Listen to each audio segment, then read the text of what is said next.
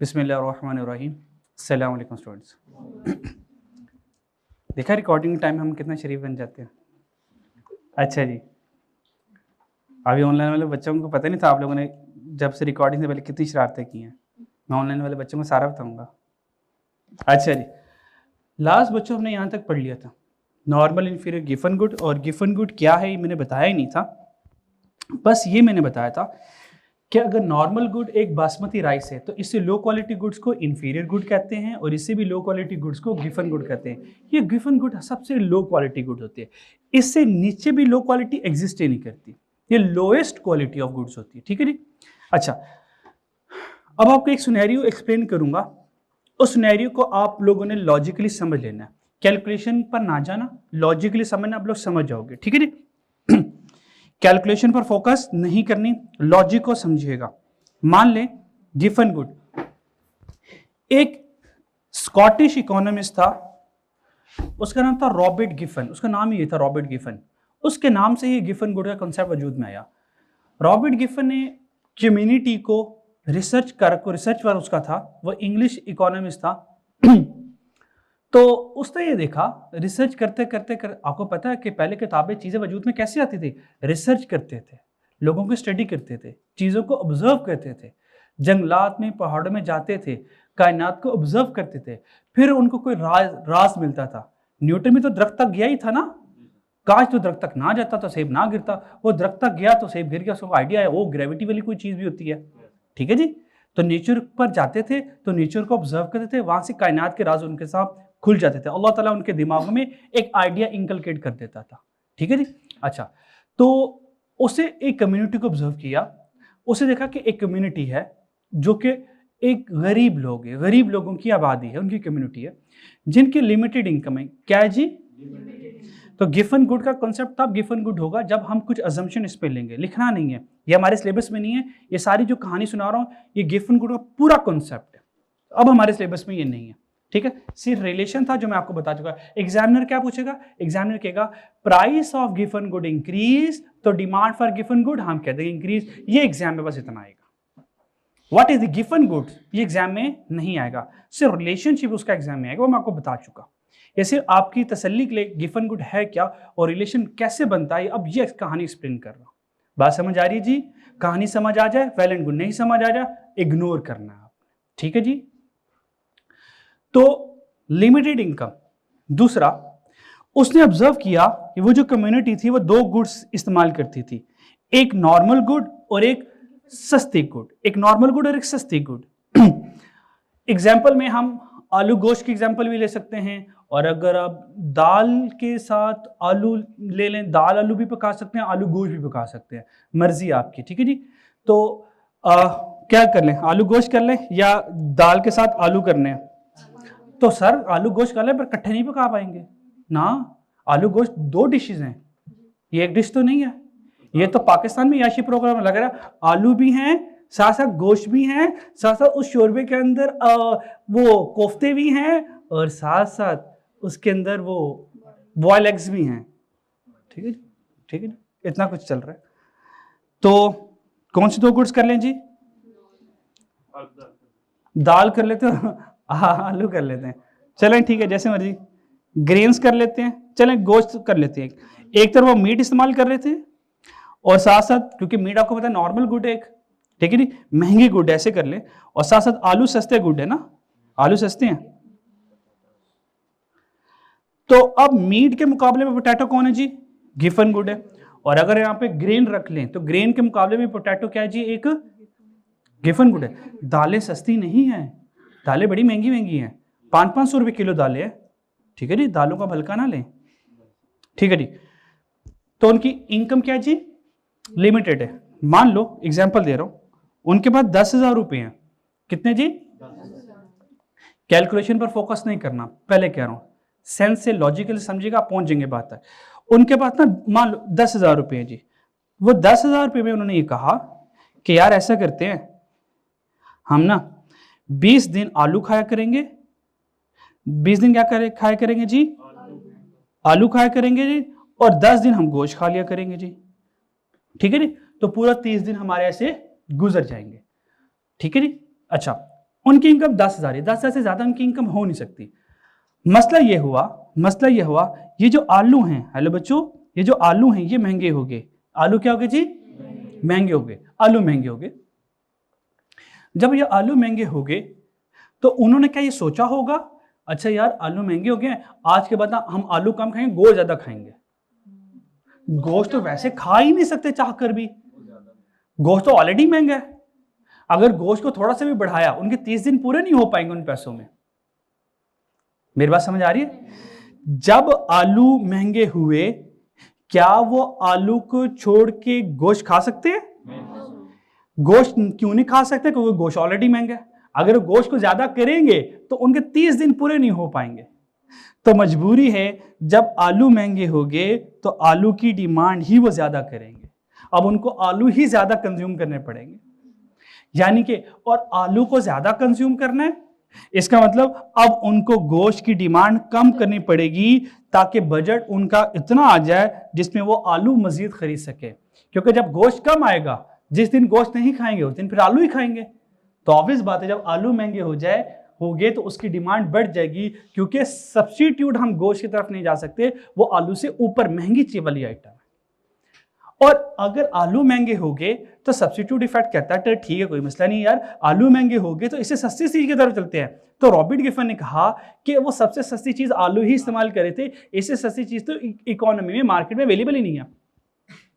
तो अगर सबसे सस्ती चीज ही महंगी हो जाए तो लोग वही ज्यादा कंज्यूम करेंगे। तो दैट्स व्हाई जब प्राइस, प्लीज मेरी बात सुनिएगा, जब प्राइस ज्यादा होती है तो गिफन गुड की डिमांड ज्यादा होती है। और ये देखें, ये प्राइस ज्यादा होने से गोश्त की डिमांड कम होगी, क्योंकि वो नॉर्मल गुड है। क्या बात समझ लगी? ठीक है जी। तो एग्जाम में क्या आएगा, एग्जामिनर सिंपल ये पूछेगा कि गिफन गुड में प्राइस का और गिफन गुड की डिमांड का क्या रिलेशन है। तो आप कहेंगे पॉजिटिव। आप क्या कहेंगे जी? Positive relation. और इसका ग्राफ बनाने से तो ग्राफ भी ये बन जाएगा, यहाँ पे क्वांटिटी डिमांड, यहाँ पे प्राइस, तो ये ग्राफ बनेगा इसका, अगर बनाना चाहें तो।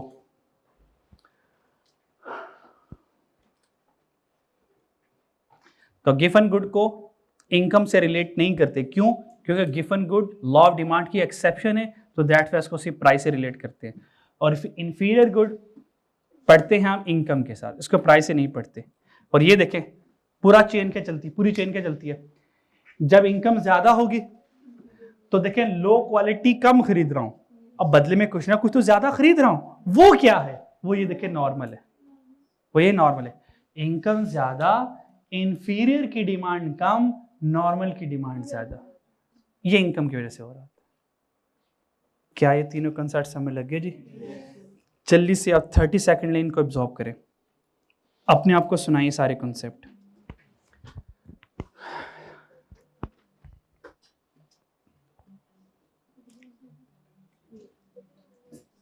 जी जी, कहाँ किसने पूछा है? ये आपको थोड़ी देर बाद बताऊंगा, कल के लेक्चर में, ठीक है? और जी सवाल कोई? सर एक और, हाँ जी पूछिए जी। सर इधर क्वांटिटी डिमांड आएगा या डिमांड आएगा? कहाँ पे? सर जैसे आप सारे फैक्टर्स हैं, मतलब कि प्राइस के घटने, क्वांटिटी डिमांड, यहाँ पे कहीं पे वर्ड डिमांड नहीं आएगा। लेकिन अगर डिमांड कह दें, क्वांटिटी डिमांड कह दें, कोई फर्क नहीं पड़ता। लेकिन डिमांड में और क्वांटिटी डिमांड में एक बहुत बड़ा फर्क है। ये तब वाजे करूंगा जब मैं कंसेप्ट पढ़ाऊंगा।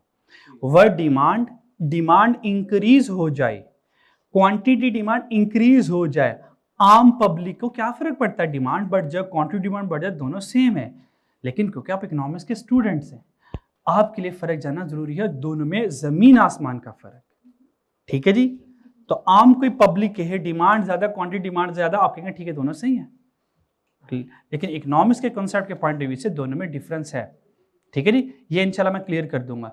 जब भी डिमांड बदलेगी प्राइस के साथ, जब भी डिमांड बदलेगी प्राइस के साथ, और आपको पता है ये लॉ ऑफ डिमांड चलता है, तो हमेशा वर्ड क्वांटिटी डिमांड का आता है, हमेशा वर्ड क्वांटिटी डिमांड का आता है। ठीक है जी? ये इंशाल्लाह एक लेक्चर में क्लियर हो जाएगा कुछ देर बाद, अभी इसको टेंशन ना ले। और सवाल जी? चले अंकित जी? ठीक है जी। क्विज आ गया जी, क्विज आ गया, बता सकते जी इसका आंसर क्या है जी? Which assumption can't refer the law of demand? इनमें से कौन सी लॉ ऑफ डिमांड की अजम्पशन नहीं है? चार्ली नहीं है, ठीक है। अजम्पशन का मतलब है वो कांस्टेंट हो जाए, there is no change in price of product. अगर प्राइस ऑफ अ प्रोडक्ट ही कांस्टेंट हो जाए तो लॉ ऑफ डिमांड तो चलेगा ही नहीं। लॉ ऑफ डिमांड तो चलता ही प्राइस के साथ है, अगर उसको कांस्टेंट कर देंगे तो डिमांड का तो मूवमेंट का तो सवाल ही पैदा नहीं होता, ठीक है जी। तो चार्ली अजम्पशन नहीं है। और जिस बच्चे को समझ नहीं लगी चार्ली कैसे है तो कोई मसला नहीं है।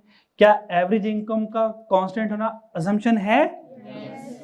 क्या पॉपुलेशन का कांस्टेंट होना अजम्पशन है? क्या टेक्नोलॉजी का कांस्टेंट होना अजम्पशन है? तो अगर ये तीनों हैं तो फिर यही नहीं होगा फिर तो, है ना। तो समटाइम आंसर ऐसे आ जाएगा, समटाइम सीधा सोच के आ जाएगा, समटाइम उल्टा सोच के आ जाएगा। मान लो सी को नहीं पता, बाकी अल्फा बीटा डेल्टा का तो पता है, तो अगर ये अजम्पशन है तो फिर चार्ली नहीं होगा, ठीक है जी। Practical importance of law of demand, practical importance of law of demand, law of demand की प्रैक्टिकल इंपॉर्टेंस।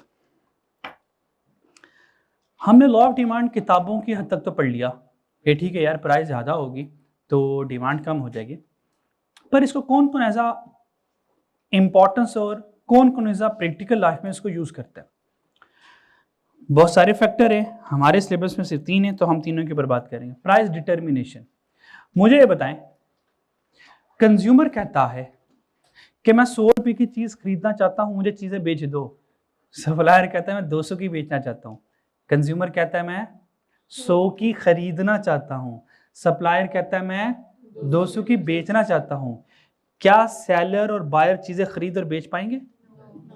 नहीं पाएंगे।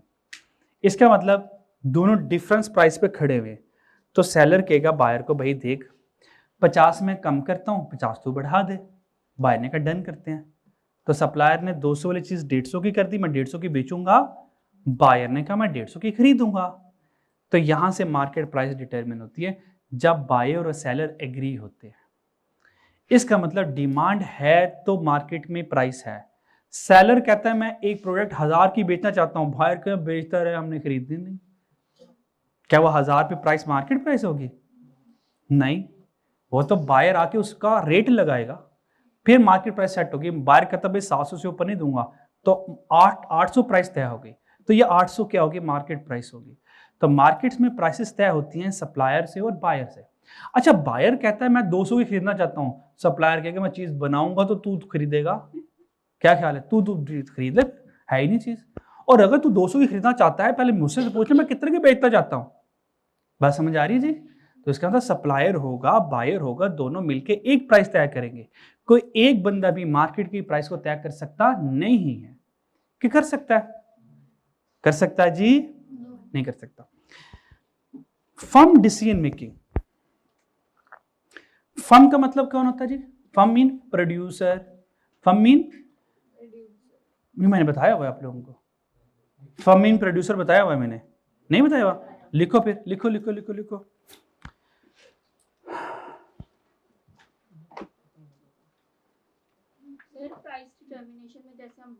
मुझे नहीं पता क्या वो, पूरा टॉपिक, इसको पूरा टॉपिक पढ़ना है, पूरा टॉपिक पढ़ना है मार्केट वाला, कल पढ़ेंगे, आज नहीं, आज इतना ही। जितना मैंने समझाया वो समय लग गया। हाँ, इसे अगर आप पूछेंगे ना तो आप मुझसे मार्केट के बारे में पूछेंगे, वो मैंने पूरा चैप्टर पढ़ाना है मार्केट का, ठीक है। अगर आप अभी पढ़ लेंगे तो फिर हमारा टाइम ज़ाया हो जाएगा, पूछेंगे, ठीक है जी। जो मैंने समझाया उसकी बात समझ लिखती है, वो अभी अभी के लिए इतना काफ़ी है, ठीक है। वरना फिर सेकंड वाला कॉन्सेप्ट जो आप मुझसे पूछेंगे क्वांटिटी डिमांड, वो ये वाला कॉन्सेप्ट अभी आ गया। तो अगर मैं आपके आंसर्स को उसी वक्त करूंगा तो अब मैं ऑटोमेटिकली अगला टॉपिक पढ़ा चुका हूँ, तो डुप्लीकेशन ऑफ टीचिंग हो जाएगी, रिसोर्सेज की डुप्लीकेशन हो जाएगी ना, तो वेस्टेज ऑफ रिसोर्सेज को कहते हैं इसका। इसलिए जो सवाल इससे रिलेटेड होगा मैं एंटरटेन कर लूंगा, जो अगले चैप्टर से होगा वो मैं नहीं करूंगा, ठीक है जी। हाँ, क्योंकि वो आ ही जाना है, फिर इंशाल्लाह आपका फिर वहां पे जाकर अगर कोई सवाल होगा फिर मुझसे पूछ लीजिएगा। Firm decision making, firm main producer, main manufacturer, main retailer, सारों का मतलब इकोनॉमिक्स में एक ही है, लेकिन इन सारों में थोड़ा थोड़ा डिफरेंस होता है, पर इकोनॉमिक्स में डिफरेंस नहीं होता कोई भी।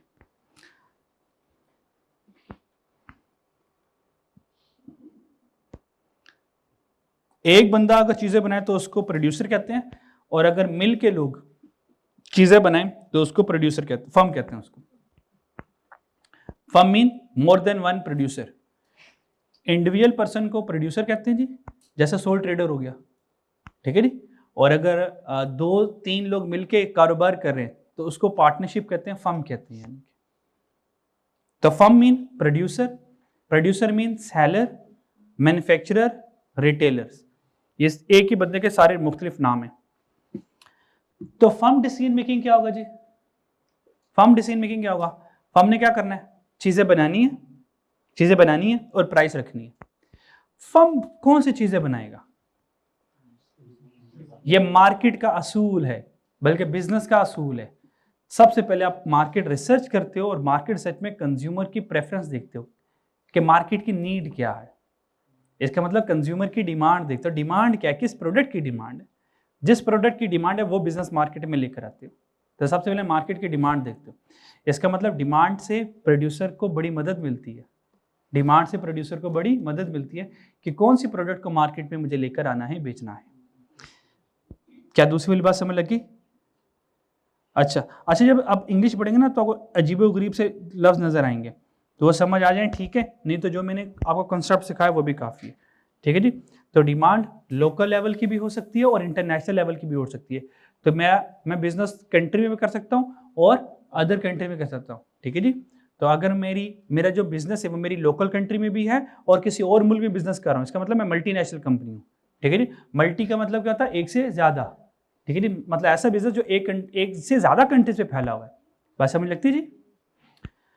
Help for finance minister. Finance minister को हेल्प डिमांड से कैसी होगी जी? फाइनेंस मिनिस्टर को होगा, वो देखेगा कि यार किस प्रोडक्ट के ऊपर टैक्स लगाओ, किस प्रोडक्ट के ऊपर जी टैक्स लगाओ। तो जिस प्रोडक्ट की डिमांड ज़्यादा होगी वो उसके ऊपर टैक्स लगा देगा। क्यों? क्योंकि लोग खरीद रहे होंगे, लोग खरीदेंगे तो लोग टैक्स पे कर देंगे, गवर्नमेंट के पास टैक्स आ जाएगा। और जिसकी डिमांड कम होगी, फाइनेंस मिनिस्टर उसके ऊपर टैक्स कम लगाएगा, क्योंकि लोग तो वो पहले ही नहीं खरीद रहे। और अगर उसके ऊपर टैक्स लग गया, लोग तो फिर बिल्कुल भी नहीं खरीदेंगे। तो उससे क्या होगा?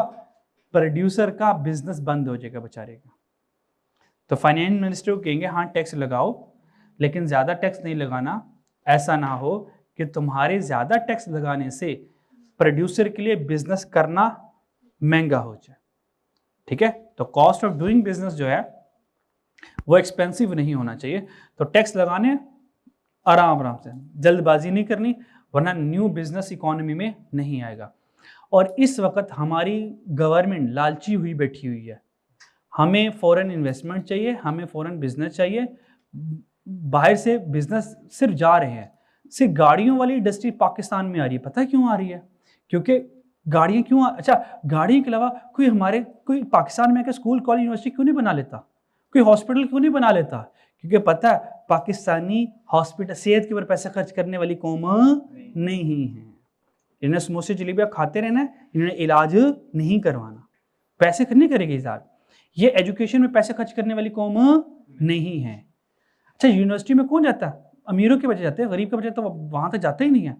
गरीबों का बच्चा मैट्रिक तक, इंटर तक ब्रेक लगा लेता, फिर आगे किसी फैक्ट्री में, इंडस्ट्री में जॉब के लिए निकल जाता है जी, ठीक है। गाड़ियाँ किसने खरीदनी है? अमीरों ने खरीदनी है ना, ठीक है। तो ऑटोमोबाइल इंडस्ट्रीज क्यों आ रही है? क्या ऑटोमोबाइल इंडस्ट्री से गरीब को फायदा होगा जी? बहुत कम फायदा होगा। हाँ, अगर कोई नई मैन्युफैक्चरिंग इंडस्ट्री लगे तो लेबर एज अ लेबर के तौर पर चली जाएगी बस। तो हमें मल्टीपल सेक्टर्स के ऊपर इन्वेस्टमेंट करनी है। बात समझ आ रही है? तो हमें कंपटीशन को इंक्रीज करना है। गाड़ियों वाली, अब जैसे कि आस्था से जैसे ऑटोमोबाइल में नई नई गाड़ियां पाकिस्तान में आती जा रही हैं, कुछ अरसे बाद गाड़ियों की प्राइसेस रिड्यूस हो जाएंगी। और बाकी इंडस्ट्रीज पाकिस्तान में कैसे आएंगी? सबसे पहले गवर्नमेंट को चाहिए टैक्सेस कम करे। गाड़ियों की प्राइसेस पाकिस्तान में इतनी ज्यादा क्यों है? ये जो आल्टो है ये 30 लाख की क्यों है? हालांकि इखलाकी तौर पे 30 लाख की नहीं है ये, सही बात है। उसके वो खुद कहती है भाई मैं 30 लाख की नहीं हूँ, मेहरबानी आपकी, ये तो आपने गवर्नमेंट ने मुझ पर टैक्स लगाया इसलिए मैं आपको 30 लाख की मिल रही हूँ, वरना बस 15 लाख 16 लाख काफी इनफ प्राइस है, जिसके अंदर तो रॉ मटेरियल लगा हुआ है। अब एक गाड़ी जो 15 लाख की बनती है और प्रोड्यूसर जो है वो मार्केट में 15 लाख की बनाकर वो 18 लाख की बेचना चाह रहा है, 3 लाख का प्रॉफिट पर कार। गवर्नमेंट कहती वाह तुम 3 लाख लोगे, माड़ा हम तुमसे 8 लाख लेगा, बल्कि 10 लाख लेगा, 10 लाख का टैक्स दो तुम्हें एक गाड़ी के ऊपर।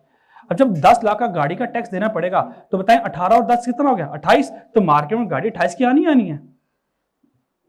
गवर्नमेंट टैक्स बहुत लगा रही है, इसलिए न्यू इन्वेस्टर नहीं आ रहा। और किसी भी मुल्क की ग्रोथ का, खुशहाली का राज यह है कि उस मुल्क में बिजनेस ज्यादा हो। बिजनेस ज्यादा होगा तो एम्प्लॉय, मैंने फिर मैक्रो में कहीं दूर निकल जाऊंगा, मैं फिर वापस चलते हैं दोबारा पे, ठीक है जी। फिर मैक्रो में सारी ये बातें बताऊंगा, ठीक है जी। तो हमें इन्वेस्टमेंट चाहिए, तो इन्वेस्टमेंट तब ज्यादा आती है। सीक्रेट रेसिपी क्या है इन्वेस्टमेंट ज्यादा आने की? सीक्रेट रेसिपी क्या है? टैक्सेस कम लगाएं, ताकि बिजनेस के अच्छा पाकिस्तान में सिर्फ 5% टैक्स है, इसका मतलब बाकी सारा प्रॉफिट मेरा ही होगा। पाकिस्तान में जाके इन्वेस्टमेंट करते हैं। ये बिजनेस में इंशाल्लाह पढ़ाऊंगा मैं आपको। जब इन्वेस्टमेंट हम देखते हैं कि किस मुल्क में, ये जो बड़े बड़े डेवलप कंट्रीज होती हैं, पता ही अपने मुल्क में इन्वेस्टमेंट नहीं करते। क्यों? अपने मुल्क में लॉज रूल्स रेगुलेशन बहुत सख्त है। आपने लेबर को मिनिमम वेज इतनी देनी है, उसको फेयर अनफेयर डिसमिसल उसको निकाल नहीं सकते, ये रूल फॉलो करना, ये करना है। तो मल्टीनेशनल वो कंपनी कहती है यार अपने मुल्क में तो हम बिजनेस कर लेंगे, अब हम किसी और मुल्क में जाते हैं जहाँ पे रूल्स एंड रेगुलेशन सस्ते हैं, रॉ मटेरियल सस्ता मिल जाए, लेबर सस्ती मिल जाए, टैक्सेस कम हो, यूटिलिटी एक्सपेंस खर्चे हो, तो वहां पर आती पूरी मार्केट में छा जाती है। बात समझ आ रही है? तो इस वक्त दुनिया का मेन हब जो इन्वेस्टर का मेन हब इसको दुबई बना हुआ है, क्योंकि दुबई में टैक्स है ही नहीं है, वो टैक्स नहीं है, वो टैक्स फ्री चल रहा है। क्यों? अभी वो पूरी दुनिया का इन्वेस्टमेंट घेरे। सोचो जब एक शहर है, जब वहां पर मान लो 1000 प्रोड्यूसर्स आ सकते हैं, 1000 बिजनेस आ सकते हैं, सोचो जब वो 800 बिजनेस रह जाएंगे, अब बिजनेस कम रह जाएंगे, अब आस्ता आस्ता वो पॉलिसीज लगाएगा आसा, तब तक वो सारा वहां से बेनिफिट उठा चुका होगा। तो हमें टैक्स कम करने हैं ताकि न्यू बिजनेस को हम वेलकम कर सके और चला सके, ठीक है जी। और कम टैक्स से हम गुजार कर सकते हैं, लेकिन मसला ये करप्शन बीच में आ जाती है ना। करप्शन जरूरी है, इखलाकी तौर पर करप्शन प्रायोरिटी होती है। करप्शन के बगैर मुल्क चलता नहीं है, घर चलता नहीं है, मुआशरा चलता नहीं है। तो corruption is the prime element for surviving. Corruption नहीं करेंगे तो मर जाएंगे, ठीक है जी। नहीं, करप्शन करनी जरूरी है जी, करप्शन जरूरी है, नहीं जरूरी, ठीक है।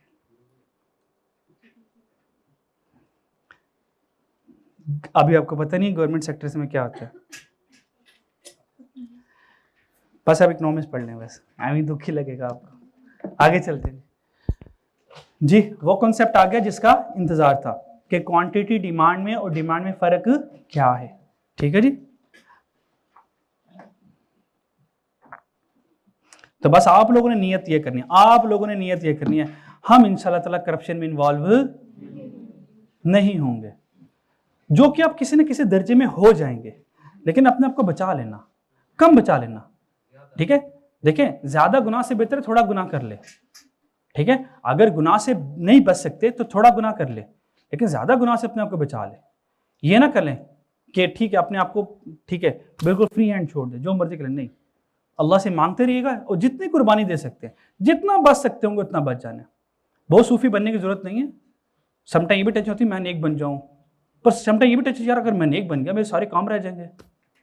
हाँ ठीक है जी, तो हमने नेक बनना है, और समटाइम ये भी डर है जल्दी नेक ना बन जाए, मेरे सारे काम रह जाएंगे, स्लो नेक बन जाएंगे, ठीक है। समटाइम ये भी टेंशन होती है एक बच्चों को, ठीक है जी। और मेरी इतनी मूवीज ड्रामे सारे रहते हैं, मैंने तो अभी वो भी कंप्लीट करना है, तो कोई नहीं, साथ कंप्लीट करते रहे, ड्रामेज मूवी देखते रहे, कोई टेंशन वाली बात नहीं है, लेकिन साथ नेक बनने की भी कोशिश करते रहे, ठीक है जी।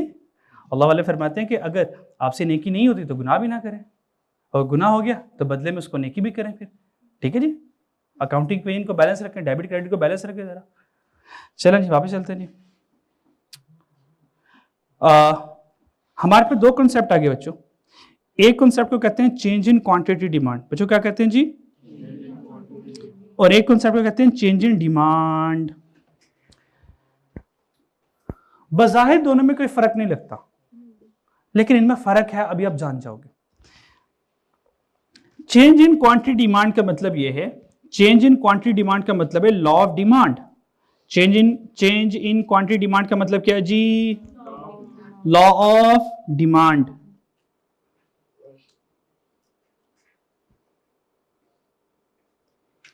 लॉ ऑफ डिमांड,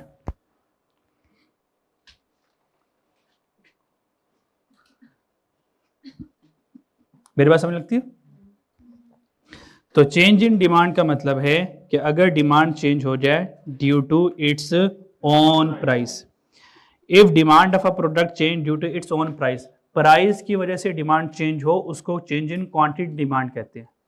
प्राइस की वजह से डिमांड चेंज हो और उसको चेंज इन क्वांटिटी डिमांड कहते हैं, और हमें पता है यही लॉ ऑफ डिमांड है, क्योंकि लॉ ऑफ डिमांड चलता ही प्राइस के साथ है। क्या मेरी बात समझ आई? ठीक है जी। चेंज इन डिमांड का मतलब क्या है? If demand of a product change due to non price factor, ये तो सारे लिमिटेशन वाले हैं, ये तो सारे लिमिटेशन वाले हैं, या ये सारे अजम्पशन वाले हैं, ये सीट्रस पैरिबस है। अगर ये सीट्रस पैरिबस है, अगर सीट्रस पैरिबस चेंज हो जाए, क्या डिमांड बदलती है नॉन प्राइस फैक्टर से? यस। क्या इनकम बदलता है डिमांड को? क्या टेस्ट एंड फैशन, क्या वेदर और पॉपुलेशन, क्या ये डिमांड को बदलती है? इसका मतलब अगर डिमांड नॉन प्राइस फैक्टर से बदल रहा है, इसको कहते हैं चेंज इन डिमांड। देखो कितने मिलते जुलते कॉन्सेप्ट है, वो चेंज इन क्वांटिटी डिमांड और चेंज इन डिमांड, लेकिन दोनों में फर्क है। तो जब मैं वर्ड बोलूं चेंज इन डिमांड का, तो आपको पता चल जाना चाहिए अब डिमांड नॉन प्राइस फैक्टर बदल रहा है, अब प्राइस डिमांड नहीं बदल रहा। और अगर मैं वर्ड बोलूं चेंज इन क्वांटिटी डिमांड, तो आपको पता चल जाना चाहिए अब डिमांड प्राइस बदल रही है, अब डिमांड प्राइस बदल रही है। तो अगर बहुत अच्छे माशाल्लाह चार्जर लगाया पर बटन ही ऑन नहीं किया, और आप लोगों ने भी किसी ने नहीं बताया, सो सैड।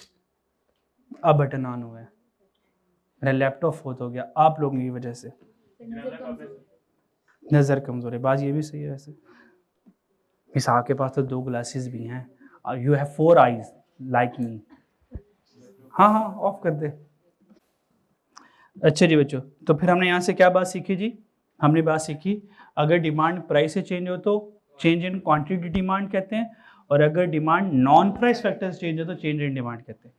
तो क्या अब आप लोगों को चेंज इन क्वांटिटी डिमांड और चेंज इन डिमांड में फर्क आया? Okay okay okay. नेक्स्ट फर्क पढ़ते हैं। अगर हम ग्राफ बनाएं तो चेंज इन क्वांटिटी डिमांड की वजह से डिमांड कर्व में क्या होती है? मूवमेंट होती है। मूवमेंट का मतलब क्या? यहां पर आ जाए जरा, ग्राफ नजर आ रहा है? मैं इस वक्त पॉइंट ए पर हूं, क्या पे हूं जी? पॉइंट ए पर हूं, और पॉइंट ए पर प्राइस P1 है और क्वांटिटी Q1 है। एग्री करते हो मेरी बात से? मैंने प्राइस कम कर दी, मैंने प्राइस क्या कर दी? कम कर दी, प्राइस कम कर दी, तो डिमांड ज्यादा होगी जी? डिमांड बिल्कुल ज्यादा होगी जी। तो यहां से यहां तक डिमांड इंक्रीज होगी। तो अब मैं किस पॉइंट पर आ गया? पॉइंट बी पर। कह सकता हूं ए से जो बी पर आया, इससे डिमांड इंक्रीज हुई या डिक्रीज हुई है? इंक्रीज हुई है। और ये इंक्रीज किस वजह से हुई है? प्राइस की वजह से। तो इसको कहेंगे चेंज इन क्वांटिटी डिमांड, और क्योंकि क्वांटिटी डिमांड इंक्रीज हुई है, इसको कहेंगे extension in quantity demand, extension. और अगर मैं बी से ए की तरफ वापस जाऊं, तो जब मैं बी से ए की तरफ जाऊंगा तो ये कॉन्ट्रैक्शन इन डिमांड कर्व होगी, ये कॉन्ट्रैक्शन इन डिमांड कर्व। तो कह सकता हूं movement along the demand curve का मतलब अपनी डिमांड कर्व के ऊपर स्लाइड लेना। ऐसे ही ना, स्लाइड ही ले रहे ना, sliding on original demand curve, that is the movement along the demand curve. ठीक है, मैं अपनी उसी डिमांड कर्व के ऊपर स्लाइड लूंगा। ठीक है, ए टू बी स्लाइड ली तो एक्सटेंशन इन डिमांड, और अगर बी टू ए स्लाइड ली तो कंट्रैक्शन इन डिमांड। ये बात समझ लगती है मेरी जी? अच्छा जी, तो it causes movement along the demand curve. तो एक्सटेंशन का मीन, एक्सटेंशन का मतलब क्वांटिटी डिमांड का इंक्रीज करना, और कंट्रैक्शन का मतलब क्वांटिटी डिमांड का डिक्रीज करना। यहां तक ये मसला। अब चलते हैं आगे। ये जो चेंज इन डिमांड होगा, ये जो चेंज इन डिमांड वाला कंसेप्ट है, यहां पे मूवमेंट नहीं होगी, shift in demand. Shift in demand का मतलब है कि एक न्यू डिमांड कर्व बनेगी। शिफ्ट इन डिमांड का मतलब एक न्यू डिमांड कर्व बनेगी। मेरी बात गौर से समझिएगा। वो टपाल और लिप्टन वाली एग्जांपल याद है? ठीक है जी।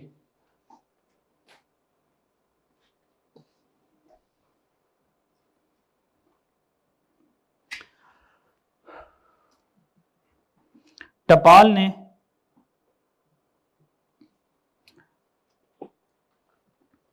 प्राइसेस कम कर दी, बल्कि बढ़ा दी, पहले इंक्रीज कर लेते हैं जरा। टपाल ने प्राइसेस बढ़ा दी, तो लॉ ऑफ डिमांड क्या कहेगा यहाँ पे? तो लॉ ऑफ डिमांड कहेगा क्वांटिटी डिमांड डिक्रीज कर दी। तो कह सकता हूं अपनी प्राइस अपनी डिमांड, लॉ ऑफ डिमांड।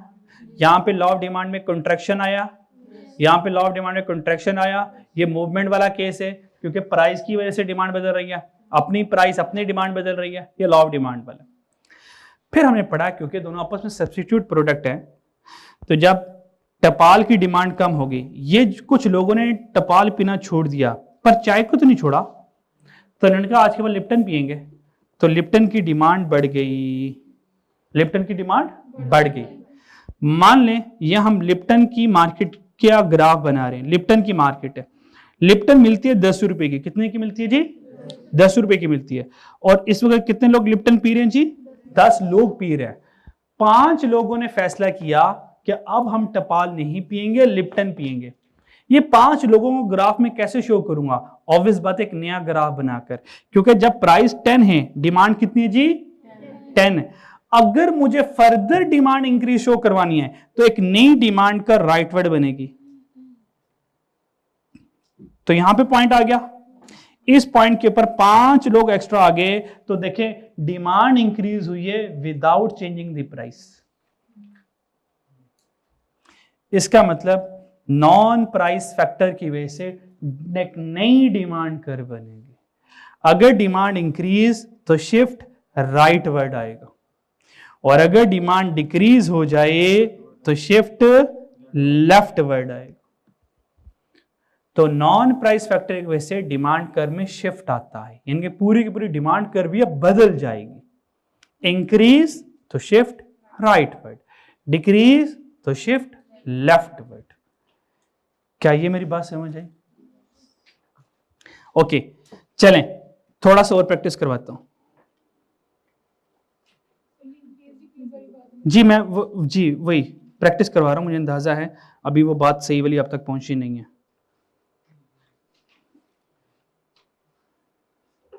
अभी इंशाल्लाह ताला आप इसमें एक्सपर्ट हो जाएंगे, इंशाल्लाह अभी एक्सपर्ट हो जाएंगे। इधर रहिए, कहीं जा तो नहीं रहे आप? ठीक है जी। अभी मैं आपसे क्वेश्चन पूछूंगा, आपने कहना है कि रेड वाली कर्व या ब्लू वाली कर्व। सही है जी? आपने बताना कि रेड वाली कर्व में जाएंगे या ब्लू वाली कर्व में जाएंगे। तो ये डिमांड कर्व आ गई, और यहां पे डिमांड कर्व नीली वाली बना लेते हैं। तो आपने बताना है कि रेड वाली या ब्लू वाली। ठीक है जी, बता देंगे जी।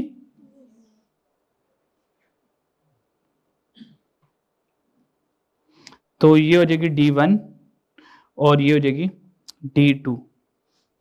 और ओरिजिनल डिमांड कर्व ये प्राइस और डिमांड से बनी हुई है। सो दैट्स अ प्राइस, और ये क्वांटिटी डिमांड है, ये ओरिजिनल ब्लैक वाली ओरिजिनल डिमांड है। ठीक है, तो ये इंक्रीज की तरफ जा रहा है और ये ब्लू वाली डिक्रीज की तरफ आ रहा है। क्लियर है जी? अब इंशाल्लाह सारे आप सारे के सारे एक्सपर्ट हो जाए। अगर मैं आपसे ये कहूं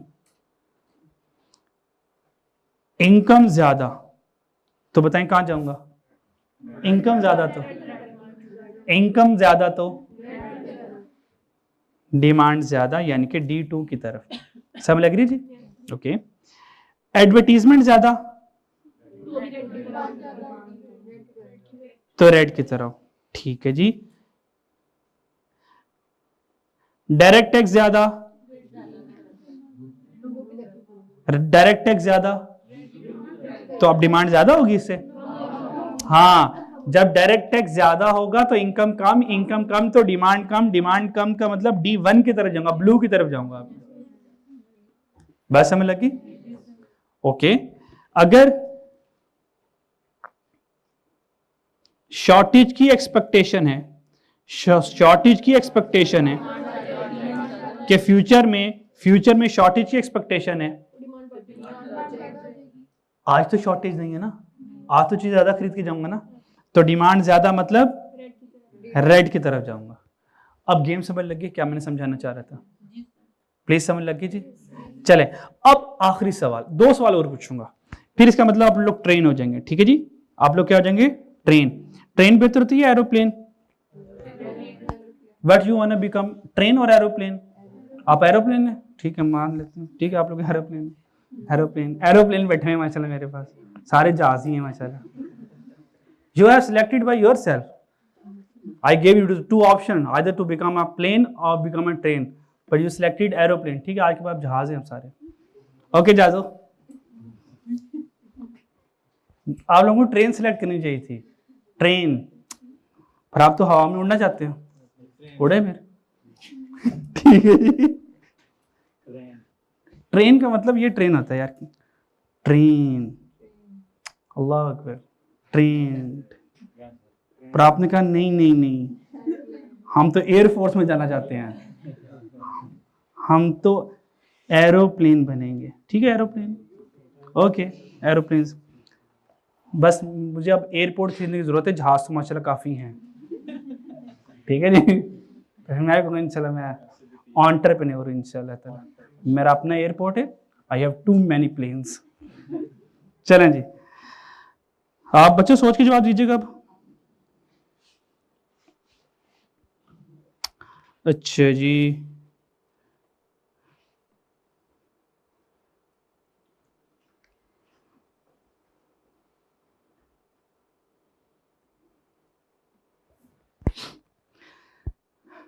अब सूरत कुछ ये है, वैसे डायग्राम ना हमारे सिलेबस पे नहीं है, तो डायग्राम से ना हम प्रैक्टिस ना भी करें तो हमारा काम चल जाएगा।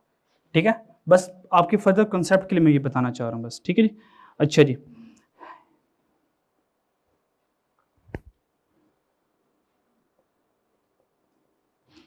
अगर पॉपुलेशन कम हो जाए तो बताएं कहां से कहां जाएंगे? D1 पे जाऊंगा, D1 पे जाऊंगा। अब सोच के जवाब दीजिएगा, अब सोच के जवाब दीजिएगा, अब सोच के जवाब दीजिएगा। अगर प्राइस ज्यादा हो जाए तो बताएं कहां से कहां जाऊंगा? कहां से कहां जाऊंगा बताएं, मैंने जहां कहां से कहां जाना है जी?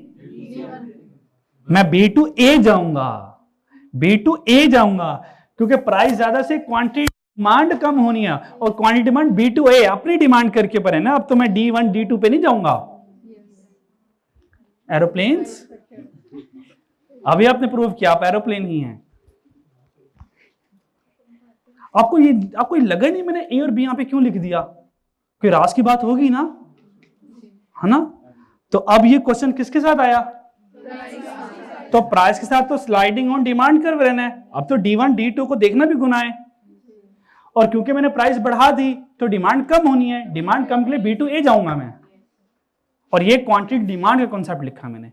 तो ये डिमांड हो गया, ये चेंज इन डिमांड हो गया, ये चेंज इन। अब आपको लोगों को समझ लगी उम्मीद है।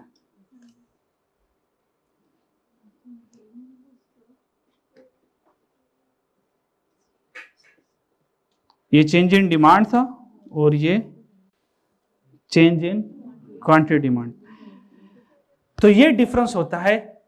मिस समझ लगी आपको कि change in demand, change in quantity demand क्या फर्क है? कोई सवाल आपका? ठीक है जी, और किसी बच्चे का कोई सवाल हो यहां से? ठीक है जी, और कुछ और बातें थोड़ी देख लें। जब भी डिमांड में इंक्रीज आएगा, तो जब डिमांड को इंक्रीज करना होगा तो डिमांड इंक्रीज का मतलब शिफ्ट राइटवर्ड, और अगर वो इंक्रीज कह दे या राइज कह दे तो शिफ्ट राइटवर्ड, और अगर वो डिक्रीज और फॉल कह दे तो शिफ्ट लेफ्टवर्ड। राइट साइड पे इंक्रीज, लेफ्ट साइड पे डिक्रीज। और क्योंकि जो शिफ्ट वाले हैं इनको कहते हैं एक्सोजिनस फैक्टर, क्योंकि एक्सटर्नल फैक्टर होते हैं, और ये इंडोजिनस फैक्टर होता है, इंटरनल फैक्टर। और डिमांड का इंटरनल यानी कि अपना फैक्टर वो प्राइस होता है। Hope so you understand the concept. ठीक है जी, ठीक है जी। नेक्स्ट वाला हमने पढ़ लिया हुआ है, प्लीज नेक्स्ट वाला हमने पढ़ लिया हुआ है। Factor responsible for change and shift in demand. हमें पता है अगर इनकम ज्यादा तो डिमांड ज्यादा, तो shift rightward. Taste and preference high है तो डिमांड ज्यादा। वेदर कंडीशन, मान लो अगर विंटर है और विंटर में कॉफी की डिमांड और हीटर की डिमांड, गीजर की डिमांड क्या रहेगी, ज्यादा रहेगी। पॉपुलेशन ज्यादा, डिमांड, एडवर्टीजमेंट ज्यादा, डिमांड, प्राइस ऑफ सब्स्टिट्यूट वाला कॉन्सेप्ट करवा दिया। और याद है सब्स्टिट्यूट गुड में रिलेशन क्या होता है, पॉजिटिव, याद है। एक्ससीडी कहते हैं cross elasticity of demand. Cross का मतलब एक की प्राइस दूसरे की डिमांड, एक ही प्राइस दूसरे की डिमांड। सब्स्टिट्यूट गुड में और कंप्लीमेंट्री गुड में ऐसा ही होता है ना। सब्स्टिट्यूट गुड और कंप्लीमेंट गुड का कांसेप्ट क्या है, अपनी प्राइस किसी और की डिमांड, क्योंकि अपनी प्राइस अपनी डिमांड तो लॉ ऑफ डिमांड है, तो अपनी प्राइस किसी और की डिमांड, ये सब्स्टिट्यूट गुड होगा या कंप्लीमेंट्री गुड होगा। और अगर पॉजिटिव रिलेशन हुआ तो एक्ससीडी पॉजिटिव, और कंप्लीमेंट्री गुड में रिलेशन क्या था, तो उसकी एक्ससीडी क्या होगी, नेगेटिव। ये दोनों हम पढ़ेंगे चैप्टर नंबर 3 में दोबारा। कोई 3 कर लीजिएगा, कल इंशाल्लाह ताला सप्लाई का टॉपिक स्टार्ट करेंगे। डन जी, कोई मुश्किल बात, अल्लाह हाफिज।